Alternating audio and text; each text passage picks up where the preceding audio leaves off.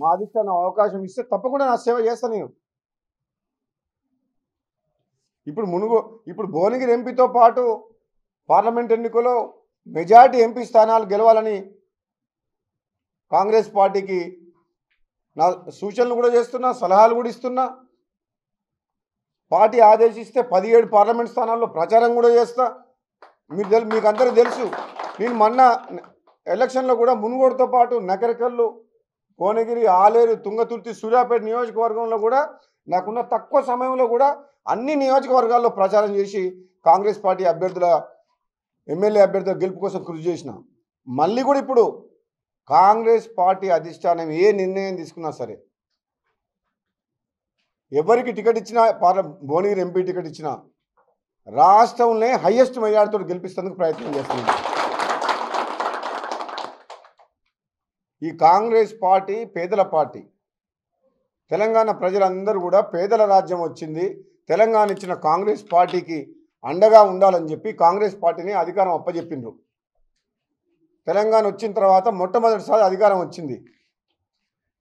ముఖ్యమంత్రి రేవంత్ రెడ్డి గారి నాయకత్వంలో ప్రతి ఒక్కరం కూడా తెలంగాణ కాంగ్రెస్ పార్టీ ఇచ్చిన హామీలని నెరవేర్చేందుకు 6 గ్యారంటీలతో పాటు గతంలో రాష్ట్రాన్ని అప్పుల పాలు చేసిన తెలంగాణను గాడిలో పెట్టాలని చెప్పి ఈ ప్రభుత్వం పనిచేస్తుంది. కాబట్టి మేమందరం ఐకమత్యంతో ముందుకు పోతున్నాం. మా అభిమానులు, కార్యకర్తలు కూడా ఎవరు కూడా మీరు ఆవేదన పడాల్సిన అవసరం లేదు. ఎంపీ టికెట్ విషయంలో అధిష్టానం తీసుకున్న నిర్ణయానికి మనందరం కట్టుబడి కాంగ్రెస్ పార్టీ అభ్యర్థిని మనం గెలిపించుకోవాల్సిన బాధ్యత మన మీద ఉంది. ఈ ఎన్నికల కోడ్ వచ్చింది ఒకటి, మంత్రివర్గ విస్తరణ మిగిలిపోయి ఉంది. అధికారంలోకి వచ్చినాం కాబట్టి కొత్తగా అంతా సెక్రటరియట్ కానీ, అధికారులు కానీ, ట్రాన్స్ఫర్స్ కానీ ఇప్పుడిప్పుడే ప్రభుత్వం మీద పట్టొస్తుంది. మనకు అధికార యంత్రాంగం మీద పార్లమెంట్ ఎన్నికల తర్వాత నాకు తెలిసినంతవరకు 12 నుంచి 14 స్థానాలు కాంగ్రెస్ పార్టీ గెలుచుకునే అవకాశం ఉంది. బీజేపీ అని అంటుండ్రు.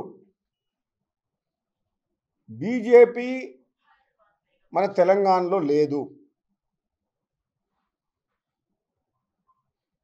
మనం కొన్ని ఇంకా తప్పులు చేసినాం కాబట్టి 64 టికెట్లు వచ్చినాయి, కానీ 64 మంది ఎమ్మెల్యేలు గెలిచారు. కానీ ఇంకా కొంచెం మనం కరెక్ట్గా పనిచేసి ఉంటే 80 స్థానాల వరకు కాంగ్రెస్ పార్టీ గెలిచి ఉండేది మన అసెంబ్లీ స్థానాల్లో. ఈసారి టికెట్లు కరెక్ట్గా ఇస్తారు, గెలిచే అభ్యర్థులకే టికెట్లు ఇవ్వాలని చెప్పి కూడా నేను అధిష్టానానికి చెప్పిన. ఎందుకంటే మనకు మినిమం 10 నుంచి 14 స్థానాలు గెలవాలి. మినిమం 10 సీట్స్ ఎంపీ సీట్స్ గెలవాలి, మ్యాక్సిమం 14 స్థానాలు గెలవాలి. అంటే పార్టీ పేరు మీద కేవలం కంటే కొంచెం వ్యక్తిగత ఇమేజ్ ఉండి, ఒక మంచి స్టేచర్ ఉండి, ఒక మంచి సీనియర్ పర్సనాలిటీస్కి ఇస్తే ఏమవుతుందంటే పార్టీతో పాటు వాళ్ళ వ్యక్తిగత సంబంధాలు, వాళ్ళకున్న ఇమేజ్ కూడా కలిసి వస్తే 2 రకాలుగా లాభం అవుతుందని చెప్పేసి గెలిచే అభ్యర్థులకు, మంచి స్టేచర్ ఉన్న అభ్యర్థులకు, బలమైన అభ్యర్థులని పార్లమెంట్ సభ్యులుగా టికెట్లు ఇవ్వాలని చెప్పి నేను అధిష్టానానికి చెప్పడం జరిగింది. నాకు పూర్తి విశ్వాసం ఉంది. భువనగిరి పార్లమెంట్ విషయంలో కానీ మిగతా ఇంకా పార్లమెంట్స్ ఇంకా ఇవ్వని ఇంకొక 9 ఇవ్వాలి, 8 టికెట్లు ప్రకటించిండ్రు. ఇప్పటివరకు ఇచ్చిన టికెట్లు కరెక్ట్గా ఇచ్చిండ్రు, బలమైన అభ్యర్థులను పెట్టిండ్రు. కాబట్టి మిగతా టికెట్ కూడా కరెక్ట్ టికెట్లు ఇస్తారన్న నమ్మకం నాకు ఉంది. కాబట్టి మనం మెజారిటీ ఎంపీ సీట్లు గెలిస్తేనే మన ప్రభుత్వం సుస్థిర ప్రభుత్వం ఉంటుంది. రేపు కేంద్రంలో కాంగ్రెస్ వచ్చినా, ఇంకో ప్రభుత్వం వచ్చినా, ఇక్కడ మాత్రం ప్రజలు తెలంగాణలో కాంగ్రెస్ పార్టీకి ఓటేసిండ్రు 5 ఏళ్ల పాటు ఉండమని చెప్పి. కాబట్టి ఎంపీ సీట్లు కూడా మ్యాక్సిమం తెలంగాణ ప్రజలు కాంగ్రెస్ పార్టీ ఎంపీలనే గెలిపిస్తారని చెప్పి పూర్తి విశ్వాసం నాకుంది. కాబట్టి తప్పకుండా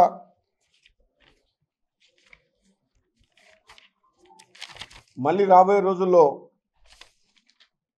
మళ్ళీ ఈ ఎన్నికల ప్రచారం సందర్భంగా తప్పకుండా మీడియా సోదరులందరికీ కూడా మీ అందరికీ కూడా ధన్యవాదాలు తెలియజేస్తూ, భువనగిరి పార్లమెంటు నియోజకవర్గ ప్రజలందరికీ, తెలంగాణలోని ప్రజలందరికీ కూడా ఈసారి తప్పకుండా కాంగ్రెస్ పార్టీ పార్లమెంట్ సభ్యుల అభ్యర్థులను గెలిపించి మాకు పార్టీకి అండగా, మా అందరికి అండగా రేపు రాబోయే రోజుల్లో మేము కష్టపడతాం, తప్పకుండా ఒక కమిట్మెంట్తో పాటు అప్పటిలాగా అవినీతి భయం చేసి కుటుంబ పాలన చేయరు. ఇక్కడ అన్ని కులాలని అన్ని మతాలని సమానంగా చూసుకుంటూ పేదరికం ఉన్న ప్రతి ఒక్కరు కూడా మన ప్రభుత్వం అండగా ఉంటూ ముందుకు పోతామని చెప్పి తెలియజేస్తూ ముగిస్తున్నాం.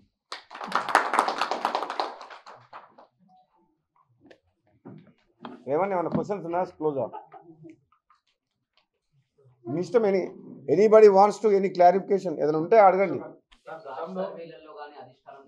ఒకటి తర్వాత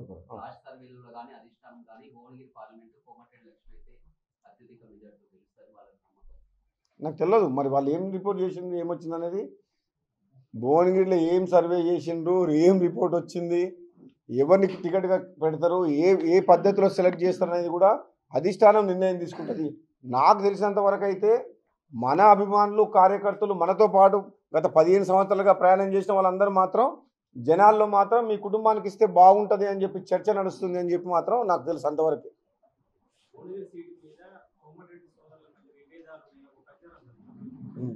ఏమని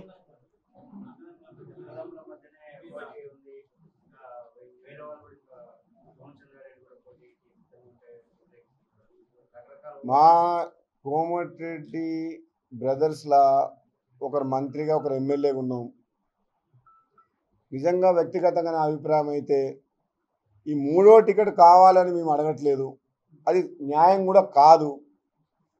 నిజంగా చెప్పాలంటే వ్యక్తిగత అభిప్రాయం ఏందో మీకు ఇంతకుముందు చెప్పిన బీసీకి ఇస్తే బాగుంటుందని చెప్పేసి నేను దానికే కట్టుబడి ఉన్నా. గతంలో చెప్పిన దానికే కట్టుబడి ఉన్నా. ఒకవేళ అధిష్టానం నిర్ణయం తీసుకొని ఎవరికి ఇచ్చినా సరే వాళ్ళ గెలుపు కోసం కృషి చేస్తాం. మళ్ళీ సర్వేలలో కోమటిరెడ్డి లక్ష్మికి నిలబడమని వస్తే అప్పుడు ఆలోచిస్తాం, కోమటిరెడ్డి లక్ష్మిని పెట్టండి మీ కుటుంబం నుంచి అని. వాళ్ళ అధిష్టానం నుంచి ఏమన్నా వాళ్ళ ముందుకు వస్తే ఈ గెలవడం ఈజీ అవుతుందని చెప్పి మళ్ళీ అప్పుడు ఆలోచన చేస్తాం తప్పితే ఇంతవరకు మాత్రం నా వ్యక్తిగత అభిప్రాయం మీ అందరు క్లియర్గా చెప్తున్నా. ఈ ప్రెస్ మీట్ యొక్క ఉద్దేశమే అది తప్పు. నా భార్య టికెట్ కోసం నేను పట్టుబడటం లేదు, అది తప్పు. 100% 100% తప్పు.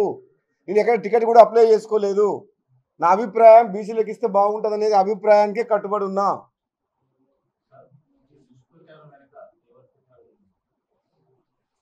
ఏమో నువ్వు ఉన్నావు ఏమన్నా ఏం చేస్తుర్రో ఎవరు చేస్తుర్రో తెలియదు కానీ కోమటిరెడ్డి బ్రదర్స్ బ్రాండ్ ఇమేజ్ని ఖరాబ్ చేసే పని మేము ఎప్పుడు చేయము.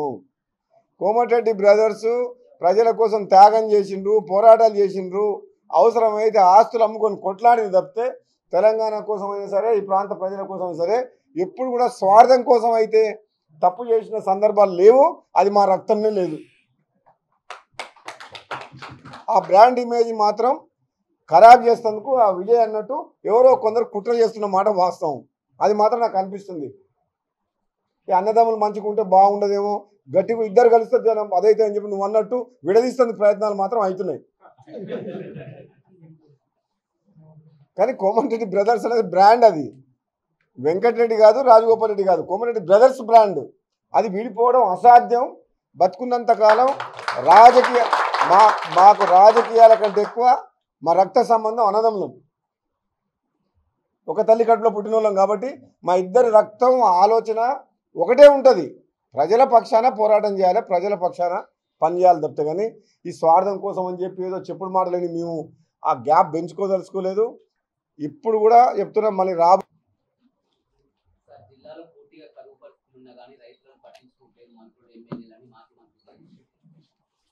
జగదీశ్వర్ రెడ్డి జర్రల మిస్ అయిండు,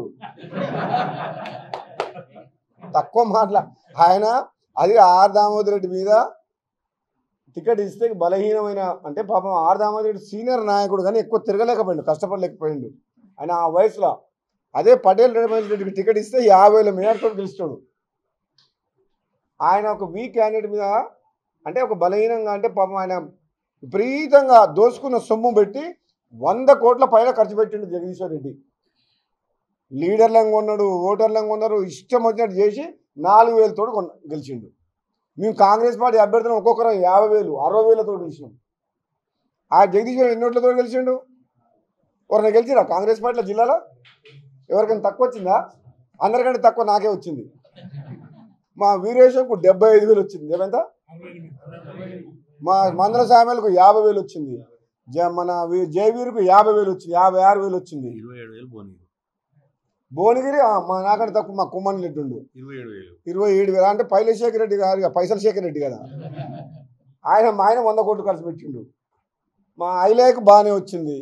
అంటే మీ ఒక్కడే ఒక జగదీశ్వర్ రెడ్డి 4,000 ఓట్లతోటి సాగు తప్పి కన్నులోట పోయినట్టు ఆయన మాట్లాడుతున్న 10 వేసుకొని ఆ దొంగ చూపులు దొంగ కన్నులు ఏమంటారు దాన్ని చూస్తే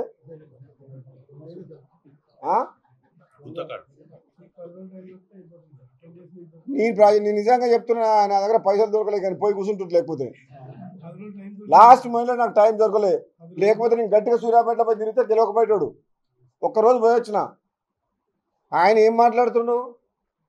నేను అసెంబ్లీలో మాట్లాడలే. జగదీశ్వర్ రెడ్డి నిన్న ఆర్టీవీలో ఇంటర్వ్యూ చూసిన, నోరు బారేసుకుంటున్నా మా కోమటిరెడ్డి సోదరుల గురించి. ఆర్టీవీ ఇంటర్వ్యూలో రమేష్ ఆ స్టూడియోలో కూర్చొని మాట్లాడుతుండు. సిగ్గు శరం ఉందా? రాష్ట్రాన్ని అప్పులపాలు చేసిండ్రు. అధికారంలోకి వచ్చిన తర్వాత అడక తినేటోళ్ళు నీ అటువంటి అందరూ వేల కోట్ల రూపాయలు సంపాదించుకున్నారు అధికారాన్ని అడ్డం పెట్టుకొని. నిజమైన ఉద్యమకారులేమో బయట ఉన్నారు.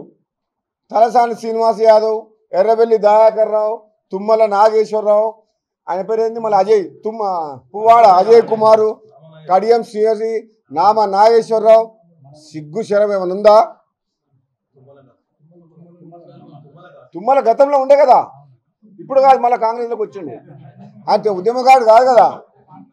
సరే ఇప్పుడు ఆయన అనకూడదు కానీ చెప్తున్నా, మీ మంత్రివర్గంలో ఎవరున్నారు 10 ఏళ్ల పాటు తెలంగాణ ఉద్యమం చేసిన వాళ్ళు ఉన్నారా? తెలంగాణ ఉద్యమం చేసిన ఉన్నారా? 10 ఏళ్ల పాటు తెలంగాణ ద్రోవులని సంకల పెట్టుకొని వేల కోట్లు లక్షల కోట్లు దోసుకున్న చరిత్ర బీఆర్ఎస్ పార్టీది, కేసీఆర్ కుటుంబాన్ని, జగదీశ్వర్ రెడ్డిది. అటువంటి వ్యక్తి మా గురించి మాట్లాడుతున్నంటే ఎంత అస్యాస్పదం మీరు ఒక్కసారి ఆలోచన చేయండి. ఆనాడు 12 మంది ఎమ్మెల్యేలకు తీసుకుపోయిండ్రు, ప్రతిపక్షం లేకుండా చేసిండ్రు. మా దళితుని ముఖ్యమంత్రి చేస్తున్న కేసీఆర్ దళితుడు సిఎల్పి లీడర్ ఉంటే బట్టి విక్రమను ఓర్చుకోలేక ఆ పదవిలోకి వెళ్ళి బీకేసిండు. మీరేం చేసినావు?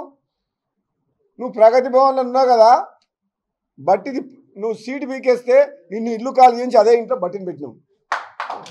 ఇప్పుడు ఎక్కడ ఉంటున్నావు? మా డిప్యూటీ సీఎం బట్టి విక్రమార్క గారు ఎక్కడ ఉంటుండ్రు? కేసీఆర్ ఉండే ఇంట్లో ప్రగతి భవన్లు ఉంటుండు. బిడ్డ నువ్వు మమ్మల్ని సీటు గుంజుకుంటే నేను ఇల్లే కాల్ చేయించినాం. ప్రగతి భవన్ కాల్ చేయించినావా లేదా?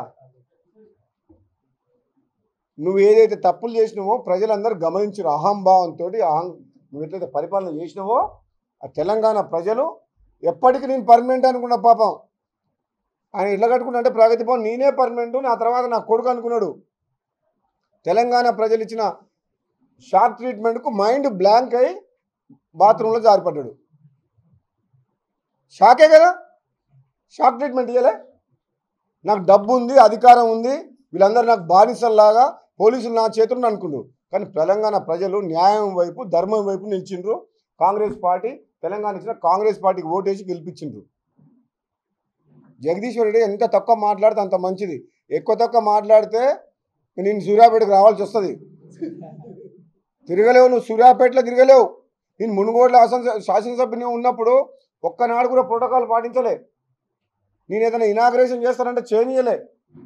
ఆయన పెద్ద మొనగాడు అక్కడికి వెళ్ళి వచ్చి ఓడిపోయిన ఎమ్మెల్యేని ఈ కూసుకుంట్ల ఊసుకాండం నెమ్మది పెట్టుకొని తిరిగిండు. కళ్యాణ లక్ష్మి చెక్కులేమో జగదీశ్వర్ రెడ్డి ఇచ్చేటాడు, ధోతి చీరనేమో మన కూసుకున్నాడు ఇచ్చాడు. ఒక ఎమ్మెల్యే ప్రతిపక్ష ఎమ్మెల్యే ఉంటే ఆయన హక్కుల్ని కాపాడాలి కదా, ప్రోటోకాల్ పాటించాలి కదా. ఏ ఇనాగ్రేషన్ కూడా మనం 5 లక్షల ఇనాగ్రేషన్ 10 లక్షల ఇనాగ్రేషన్ పెట్టుకుంటే కూడా అధికారుల మీద ఒత్తిడి తీసుకొచ్చి క్యాన్సల్ చేయించేవాడు. అటువంటి చరిత్ర జగదీశ్వర్ రెడ్డిది. అసలు జగదీశ్వర్ రెడ్డి అనే వ్యక్తి మనం ఎంత తక్కువ మాట్లాడితే అంత మంచిది. ఆరిపోయే దీపం లాంటి వ్యక్తి. కేసీఆరే దుకాణం బంద్ చేసుకుని ఎక్కడికి వెళ్ళి వచ్చిండు? హరీష్ రావు టెన్షన్ నుండు కవిత జైలుకు పోయింది. ఆ కాళేశ్వరం విషయంలో అవినీతి అయి కాళేశ్వరం కూలిపోయే దశలు ఉంది. ఇప్పుడు హరీష్ రావు టెన్షన్ పట్టుకుందని ఎడ జైలు పెడుతున్నాను. కేటీఆర్ ఏ నిమిషంలో రాత్రి చెప్పకుండా ఫ్లైట్ ఎక్కి అమెరికా పారిపోయేటట్టుండు. నాకు అనిపిస్తుంది అట్లయితే. ఇక మా ముసలాన్ని ఏం చేస్తారు, కాలు కింద పడ్డారు. ఇంకా ఆయన తీసుకుపోయి ఏం చేస్తాం, సచిన పావును చంపినట్టు. నాకు తెలిసి అయితే అసలు నిజంగా పడ్డడా డ్రామా అని అనిపిస్తుంది నాకు. ఎందుకంటే ఆ గెలిచిన ఉత్సాహంలో ఫామ్ హౌస్ మీదకి అటాక్ చేద్దామనుకుని కాంగ్రెస్ తెలంగాణ ఉద్యమకారులు ఇట్లా. అంతకుముందు కంటే పోలీస్ సపోర్ట్ ఉంది, ఇప్పుడు ఎక్కడ ఉంది? వామ మీద పడతారా ఏంద్రా నాయన అని చెప్పి ఓ కట్టుకొని యాక్షన్ చేసినట్టు అనిపిస్తుంది నాకైతే. నిజంగా చెప్తున్నా, ఇక అనకూడదు కానీ పెద్ద మనిషిని. నాకైతే అనిపిస్తుంది అది అటాక్ చేస్తారేమన్న భయంతో ఈరోజు వణికిపోతున్నారు టీఆర్ఎస్ నాయకులు. ఇంకా మునుగోడులో గేట్లు ఓపెన్ చేయలే, ఒక్కడు కూడా నెట్టట్లేడు మొత్తం టీఆర్ఎస్లో. మునుగోడులో రమ్మంటే మొత్తం రెడీగా ఉన్నారు, అడుగుతావురా మా లీడర్లు. నేనే ఆవురా నాయన, తొందర ఎందుకు, మనం ఇప్పటికే మన ఫుల్ అయిపోయినాం, మళ్ళీ వాళ్ళలాగా కారు ఫుల్ అయినట్టు బస్సు ఫుల్ అయినట్టు టైర్ పంక్చర్ అవుతుంది ఎందుకు, ఉన్నోళ్ళు చాలు గట్టి వాళ్ళు మనం 10 మంది అంటున్నాం. నిజంగా చెప్పాలంటే ఏనాడైతే టీఆర్ఎస్ పార్టీ భారత రాష్ట్ర సమితి తెలంగాణ పదం తీసేసి భారత రాష్ట్రం పెట్టిందే, ఆనాడే తెలంగాణ ప్రజలతోటి పేగుబంధం తెగిపోయింది. అప్పుడే ఖతమైపోయింది కేసీఆర్. నేను 150 సీట్లు గెలుస్తా, 100 పార్లమెంట్లు గెలుస్తా, ఢిల్లీ పోయి చక్రం తిప్పుతా అన్నాడు, కాలుదారికి కింద పడ్డాడు. ఏడుకెళ్ళి చక్రం తిప్పిన ఆయన కళ్ళు తిరిగి కింద పడ్డాడు. నేను చెప్తున్నా, ఒక విధంగా చెప్పాలంటే బీఆర్ఎస్ పార్టీ రాబోయే రోజుల్లో ఉండదు. తెలంగాణ రాష్ట్ర ఉద్యమంలో ఉన్న బీఆర్ఎస్ పార్టీ నాయకులారా, కార్యకర్తలారా, అభిమానులారా, మీరు ఒక్కసారి ఆలోచన చేయండి. తెలంగాణ ఉద్యమం పేరు మీద ఆనాడు కేసీఆర్కు 2 సార్లు ఓటేస్తే ఈ తెలంగాణ రాష్ట్రాన్ని అప్పులోకి నెట్టేసి వాళ్ళ కుటుంబం లక్షల కోట్లు సంపాదించుకున్న చరిత్ర వాళ్ళది. ఇప్పటికైనా మీరు మేల్కొని ఆ గులాబీ కండువ పక్కన పెట్టి కాంగ్రెస్ పార్టీలోకి రండి. నిజమైన ఉద్యమకారులు, నిజంగా ప్రజాసేవ చేయాలనుకునే వాళ్లకు ఈ కాంగ్రెస్ పార్టీ వెల్కమ్ చెప్తుంది. మా ముఖ్యమంత్రి చెప్పిండు, గేట్లు ఎత్తినామన్నారు. తప్పకుండా కాంగ్రెస్ పార్టీ సేవా గుణము, నాయకత్వ లక్షణాలు ఉండి ప్రజలకు సేవ చేయాలనుకున్న వాళ్ళకు బీఆర్ఎస్ పార్టీలో ఉంటే మేము ఆహ్వానం పలుకుతున్నాం. ఎందుకంటే ఆ పార్టీ ఉండదు కాబట్టి. రాబోయే రోజుల్లో కూడా కాంగ్రెస్ పార్టీ బలంగా ఉంది. ప్రజలు కాంగ్రెస్ పార్టీ వైపు చూస్తున్నారు, ఆశలు పెట్టుకున్నారు, నమ్ముకున్నారు. తప్పకుండా తెలంగాణ ప్రజలకు న్యాయం జరుగుతుంది. ఈ తెలంగాణ రాష్ట్రాన్ని అభివృద్ధి పథంలో ముందుకు తీసుకెళ్ళిపోతాం. ప్రతి ఒక్కరు కూడా ధీమాగా, ధైర్యంగా ప్రజలకు చెప్పండి. ఒక 6 నెలలు లేట్ అవుతుంది కొన్ని పథకాలు అమలు చేసే విషయంలో కానీ, కొన్ని రహదారుల అభివృద్ధి కానీ, పెన్షన్లు కానీ, రేషన్ కానీ, ఇండ్లు కానీ కొన్ని చేయడం. మనం లేట్ అయినా మీరు అధైర్యపడొద్దు, అనుమానాలు వద్దు. రేపు పార్లమెంట్ ఎన్నికలతో అయిన తర్వాత తప్పకుండా నియోజకవర్గాల వారీగా అభివృద్ధిని ముందుకు తీసుకెళ్తాము. ప్రభుత్వం కూడా సుస్థిరత ఏర్పడుతుంది. మన ఆర్థికంగా కూడా కొన్ని విషయాల్లో మనం క్లారిటీ వస్తుంది. తప్పకుండా ముందుకు తీసుకెళ్తామని చెప్పి తెలియజేస్తాం.